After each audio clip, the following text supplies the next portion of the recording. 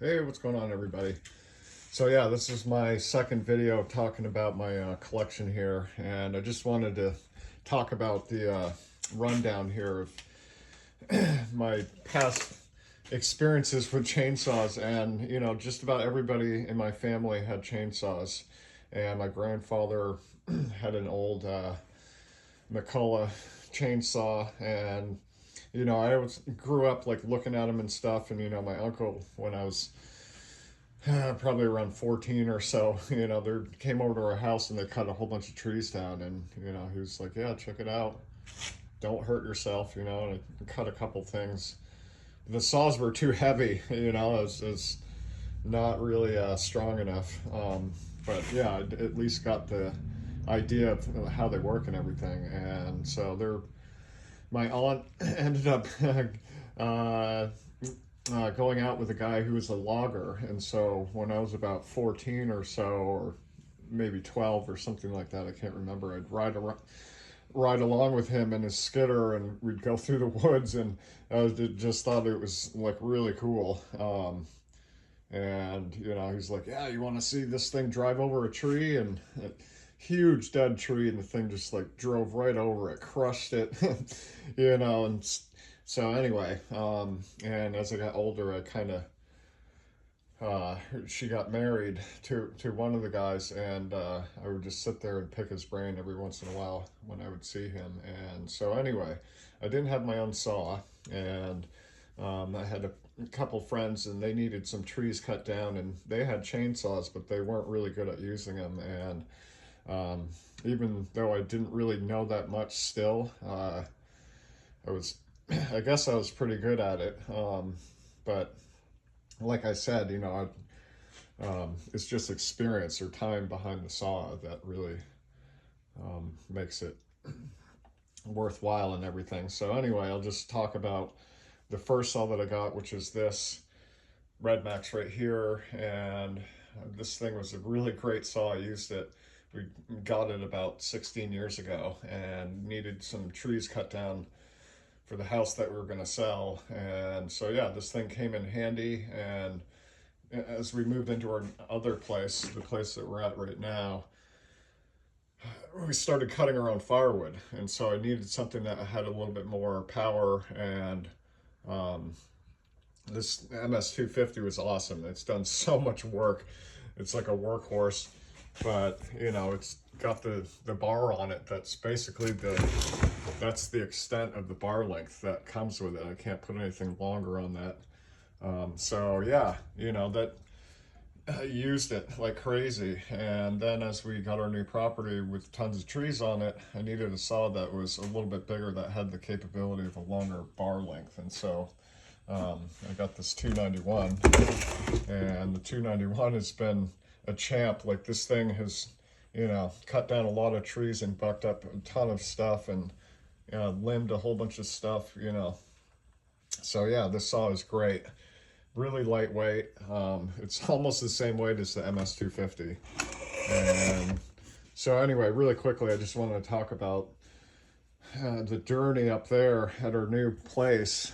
And there's a ton of wood up there still that I got to drag out of the woods and everything. But a lot of the trees were problem trees that had to be cut down, and because they had huge curves in them, and they weren't large in diameter as you go up the tree.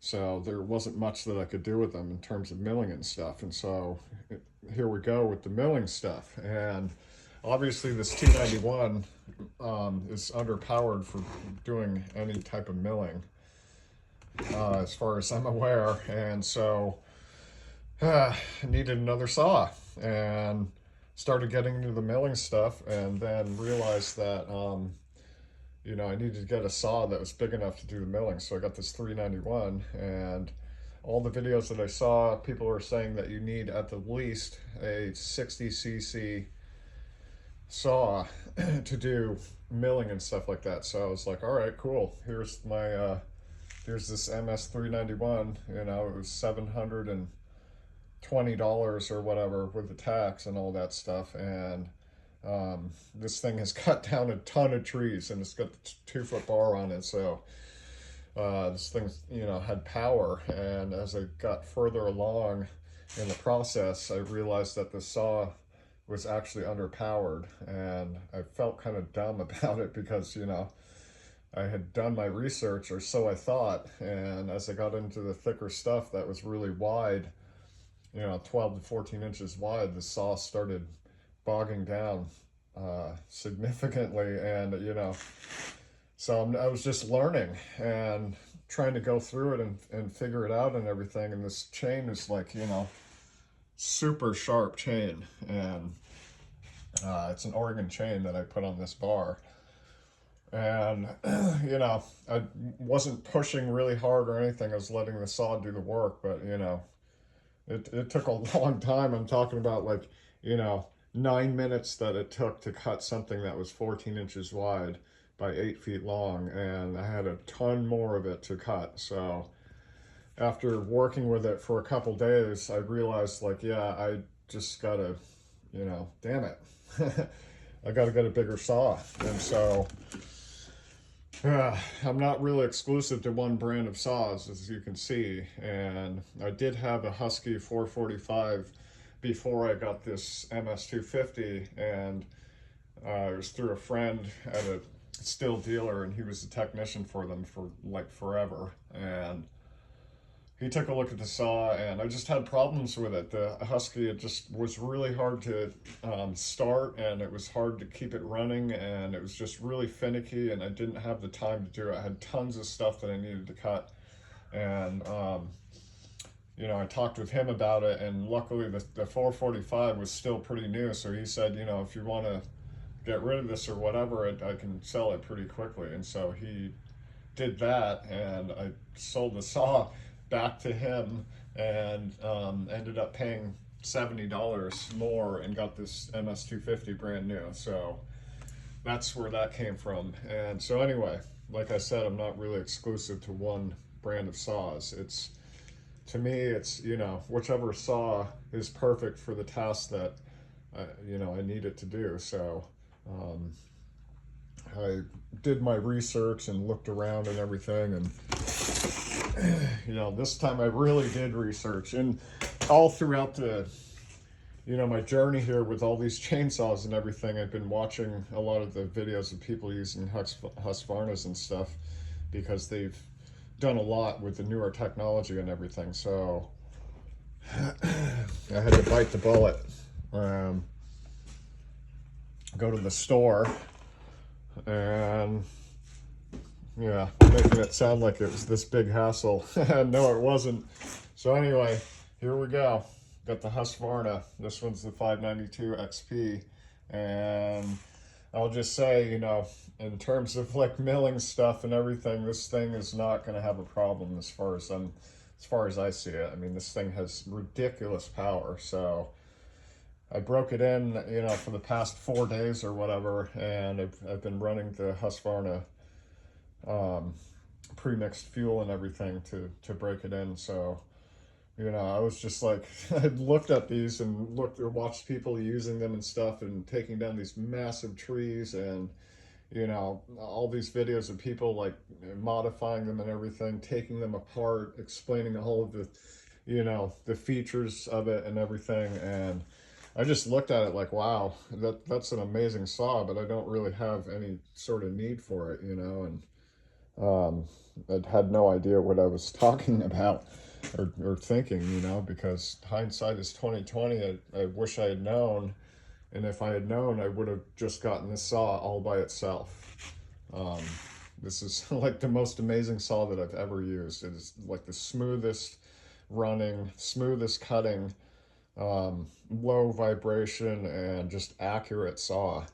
And on top of it, it's, you know, pretty light. This thing is a light saw for how much power it puts out. And I've got the 2-foot bar on it, and, you know, I have a brand new chain and everything, but, you know, this was like, look at the gullet on this chain here. So, man, I'll tell you what, I was cutting some logs with the 391, and, you know, it does a good job and everything, but I, you know, cut through this log section that was about just almost the full length of this 2-foot bar and everything. And I cut through it a couple times with the 391 and then turned this thing on and went to the same log, and it just cut through it like it was made out of foam. I couldn't believe it, like how much power it had over this 391. And I'm not trying to compare it to the 391 because it's obviously it's a whole different category of saw. And so the one thing that I was looking at was how long this thing is going to last, because milling is kind of hard on the saw, and I'm going to try and be as gentle as I can without it taking forever. But so yeah, I haven't really milled with it yet, and I was going to go up there today, but there are other things that were going on. So yeah, I've broken it in for the most part. I think I've gone through about 6 or 7 tanks of fuel with it already, and just working with it and slowly breaking it in and everything. And what I've realized with the saw, and this is from watching all the other videos and everything, is that this saw is likes to cut through really heavy stuff, and I think it works the best with really thick logs and stuff like that. And I used it just to test it out for limbing some of the trees and everything, and it was just ridiculously overpowered for doing stuff like that, for limbing and stuff. So that's where the 391 came in. I would use that to take all the limbs off and everything, and save this for cutting like the really heavy stuff and bucking up the logs and everything to test it out. And it was just, I was sitting there with a smile on my face. The first time I cut through those logs, I was just like laughing inside at how much power this thing had and how smooth it was. And it made a pile of sawdust in seconds at my feet. And I was just looking at it like, this thing is the real deal. And so anyway, this is just a quick video, and I wanted to talk about a couple things. I won't really go over the features that much, other than obviously it's a whole different saw and makeup than the STIHL category. So right away, the one thing that I love about it is these covers, clips right here that take the cover off. You can see how much fuel is in the tank pretty easily, and these caps and everything aren't recessed or have stuff around them like the STIHLs, where there's stuff in the design of it or whatever, stuff gets crammed in there, and it's almost like you got to carry a little paper towel with you to make sure that's clean and everything before you fill it back up.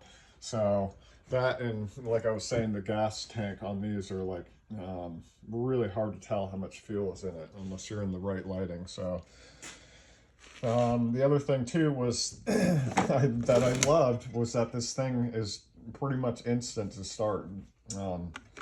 Push this little button out, pull it out, lift it up and everything, and then press a couple times on this little primer, and that thing takes 1 or 2 pulls and it starts every single time. So for me, this is like ideal, and it's the perfect weight and everything. This is a really light saw, and I love how it's balanced, and I think that makes all the difference in the world at the end of the day, like how much fatigue you have, if any, or whatever.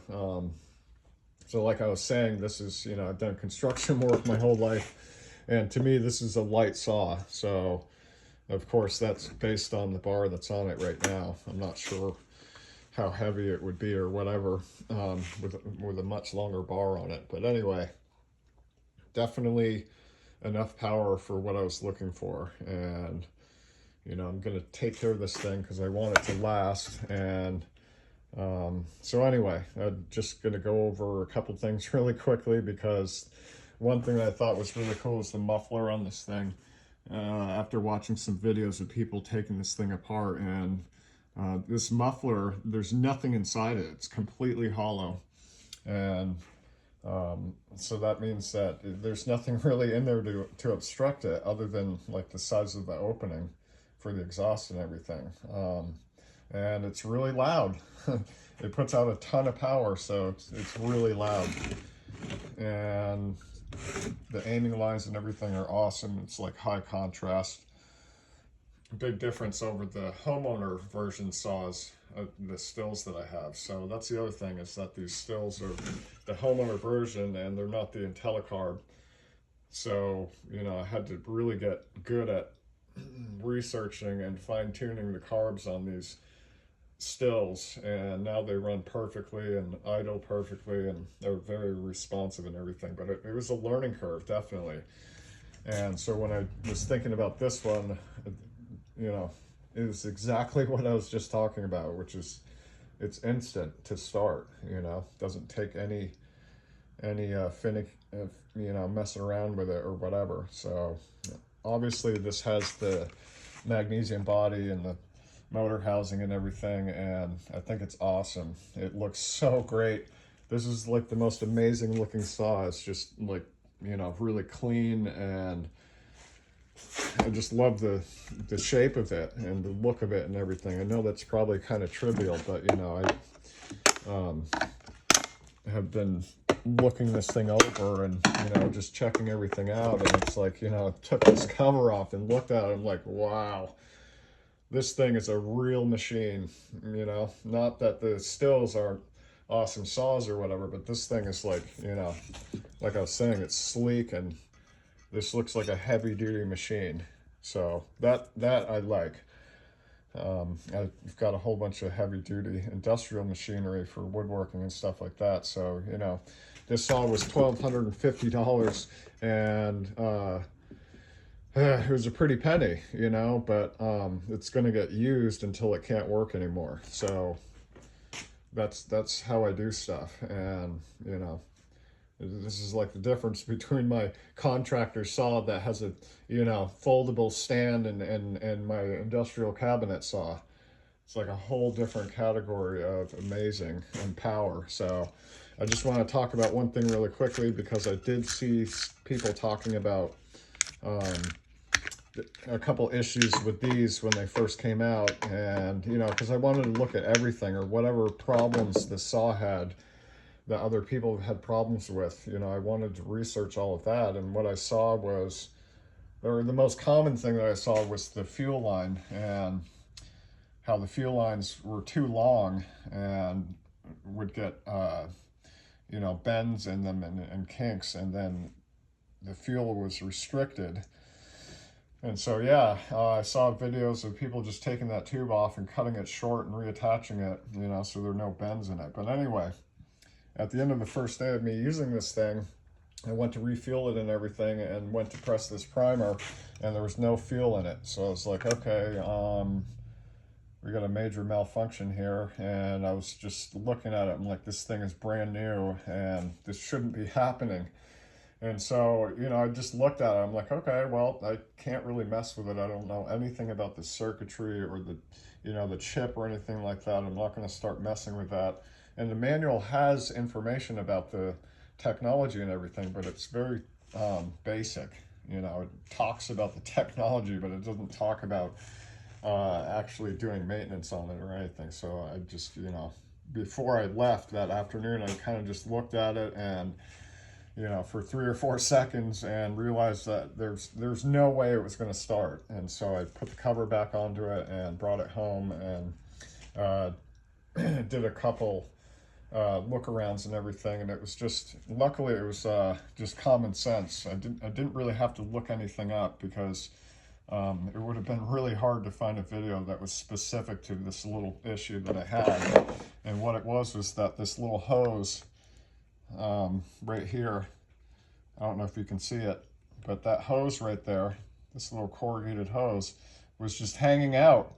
It was all by itself, and I don't know how it came detached or whatever, but I wasn't worried about that. I was just trying to get the thing back on there, and so I had to use an inspection mirror, a little telescopic mirror that barely fit in there because there's not much room there. And, you know, I didn't want to take this thing apart and all that fun stuff. And so I just looked at the hose, and I could see the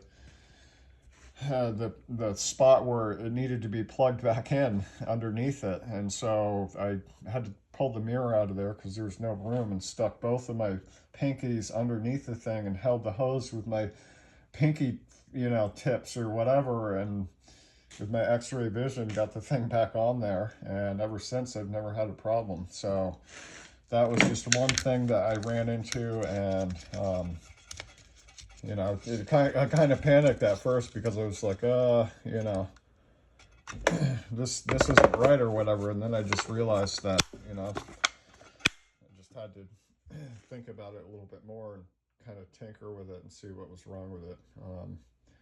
I've worked on a lot of engines and stuff with vehicles, but small engines are a whole different category. So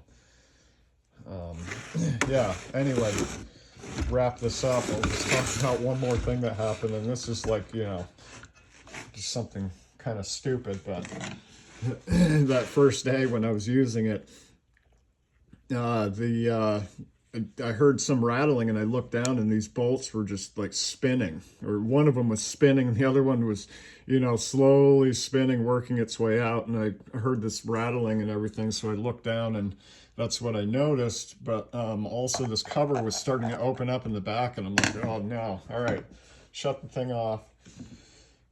Looked at everything, and, you know, readjusted the bar and everything and tightened it back up. And what it was is the guy that sold me the saw at the dealer there, it had a 20-inch bar that came with the saw, and he put a 2-foot bar on there and didn't charge me extra for it. So and he also took $50 off of the price of it and everything. So, you know, this is what that's what I ended up paying for it, was the $12.50. And, you know, that's a big you know, bite out of your wallet. But, you know, I just feel like I wish I had known, you know, that this $291 was like a $550 saw. The $391 was like $750. You know, that's $1,200 right there, and that's how much I paid for this thing. So, like I said, I wish I had known. Long story short, and you know, that's about it on that. And so yeah, the ergonomics, I'll just say really quickly, I can't say it enough how awesome this saw is, like everything about it. And I can tell really easily that they did their homework when they're making the saw, with the design of it and everything. And one more thing I'll just talk about are the dogs that came with it. And these are, like, you know, they're really nice and really dull. So they just come like that. Obviously they can't be like super sharp, you know, or people will end up hurting themselves before they even use it. So yeah, a little die grinder action there, and I'll adjust the tips and everything and take a couple seconds on each side. But anyway, yeah, so the 391 is a little bit different. And these dogs right here I got on the other website that people go to all the time for auctions and stuff like that. Anyway, $25. I can't remember who it was that was selling it, but it's really thick steel, and the points are really sharp, and this thing digs in and it doesn't move at all. So that was the only thing that I wanted to add to it. And I like that there's a QR code on this thing, so you can look it up online and everything and register it. So like I was saying before, the dealerships, they will register these as you buy them through the STIHL, through their setup there. So these are both registered, and I got to talking with the guy, and I was in there for so long when I went and got this Husqvarna and everything, and I forgot to ask him to register it. And so anyway, I got home and just, it took 2 seconds and it registered it. But I would suggest doing that to all of the new saws that you buy.